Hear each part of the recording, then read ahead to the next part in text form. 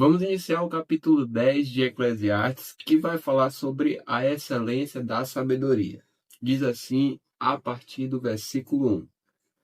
Assim como a mosca morta faz o óleo do perfumador exalar mau cheiro, assim também uma pequena tolice pode ter mais peso do que a sabedoria e a honra. O coração do sábio se inclina para o bem, mas o coração do tolo se inclina para o mal. Quando o tolo vai pelo caminho, falta-lhe o entendimento, e assim mostra a todos que é mesmo um tolo. Se aquele que governa fica indignado contra você, não deixe o seu lugar, porque o ânimo sereno acalma grandes ofensas. Ainda há um mal que vi debaixo do sol, um erro cometido pelos que governam. Os tolos colocados em muitos postos elevados, enquanto os ricos ocupam os postos inferiores. Vi servos andando a cavalo e príncipes andando a pé como se fossem servos. Quem abre uma cova acaba caindo nela, e quem arromba um muro será mordido por uma cobra. Quem arranca pedras será ferido por elas, e o que racha a lenha se expõe ao perigo. Se o machado está embotado e ninguém o afia, é preciso redobrar a força, mas com sabedoria se obtém êxito.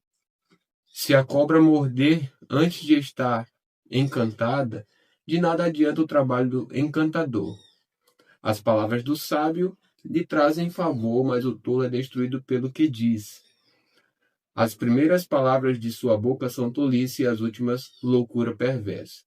O tolo multiplica as palavras, mas o ser humano não sabe o que vai acontecer. Quem poderá lhe dizer o que será depois dele? O trabalho do tolo o fatiga, pois nem sabe ir à cidade. Ai de você, ó terra, cujo rei é criança e cujo príncipe se banqueteiam já de manhã. Feliz é você, ó terra, cujo rei é filho de nobres e cujos príncipes se assentam à mesa a seu tempo para refazer as forças e não para se embriagar. Por causa da preguiça, o teto desaba, e por causa dos braços cruzados, a casa tem goteiras. As festas são feitas para rir, o vinho alegra a vida, e o dinheiro dá conta de tudo. Nenhum pensamento fale mal do rei, e não fale mal do rico, nem mesmo quando você estiver sozinho em seu quarto, porque as aves do céu poderiam levar a sua voz, e o que tem asas poderia contar o que você falou. Vamos ler o capítulo 11 de Eclesiastes, que fala sobre a conduta prudente do sábio. A partir do versículo 1 diz o seguinte: Lance o seu pão sobre as águas, porque depois de muitos dias você o achará. Reparta com 7 e até mesmo com 8, porque você não sabe que mal sobrevirá à terra.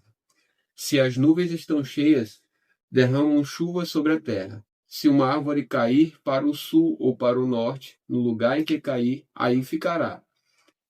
Quem somente observa o vento nunca semeará, e o que olha para as nuvens nunca fará a colheita. Assim como você não conhece o caminho do vento, nem sabe como se formam os ossos no ventre da mulher grávida, assim também não entende as obras de Deus que faz todas as coisas. Semeie a semente de manhã e à tarde não fique de braços cruzados, porque você não sabe qual irá prosperar, se esta, se aquela, ou se ambas serão igualmente boas. Doce é a luz e agradável aos olhos é ver o sol.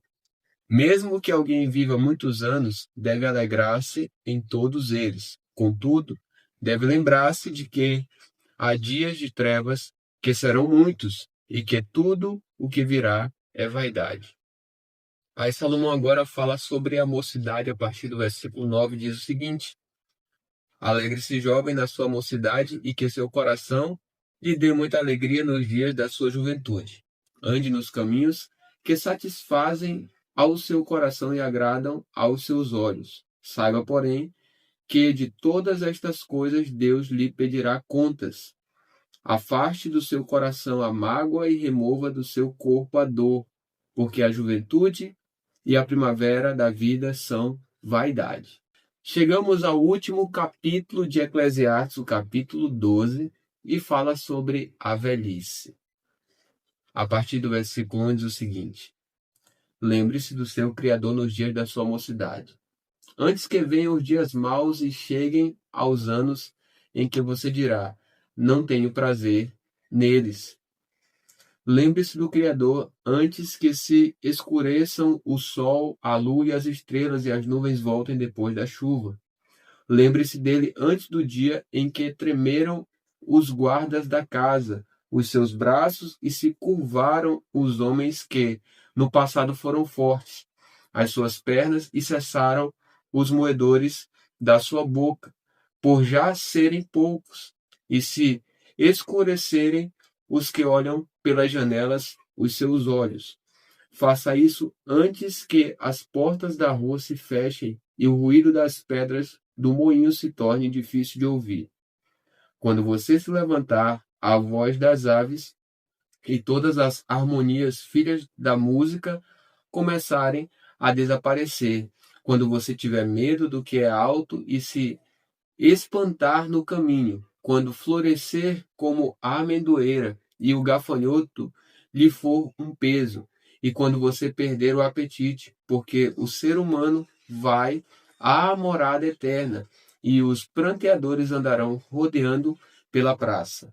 Lembre-se do seu Criador antes que se rompa o fio de prata e se despedace o copo de ouro e se quebre o cântaro junto à fonte e se desfaça a roda junto ao poço, e o pó volte à terra de onde veio, e o espírito volte a Deus que o deu. Vaidade de vaidade, diz o pregador, tudo é vaidade. E agora nós temos aqui a conclusão a partir do versículo 9, ele diz: o pregador, além de sábio, ainda ensinou ao povo o conhecimento, e atentando e examinando, compôs muitos provérbios. O pregador procurou achar palavras agradáveis e escrever com retidão palavras de verdade. As palavras dos sábios são como aguilhões, e as coleções de centenas são como pregos bem fixados. Elas provêm de um único pastor.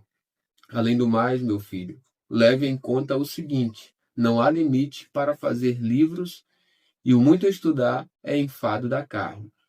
De tudo o que se ouviu, a conclusão é esta: tema a Deus e guarde os seus mandamentos, porque isto é o dever de cada pessoa. Porque Deus há de trazer o juízo todas as obras, até as que estão escondidas, quer sejam boas, quer sejam más. A gente finaliza por aqui, que Deus te abençoe e vamos seguir até o final. Nós vamos dar início agora ao livro de Cânticos. E no capítulo 1 começa falando assim a partir do versículo 1. Cântico dos Cânticos de Salomão. Agora é o primeiro cântico. A partir do versículo 2, a esposa fala: Beije-me com os beijos de sua boca, porque o seu amor é melhor do que o vinho. Suave é o aroma dos seus perfumes, como perfume derramado é o seu nome, por isso as donzelas o amam.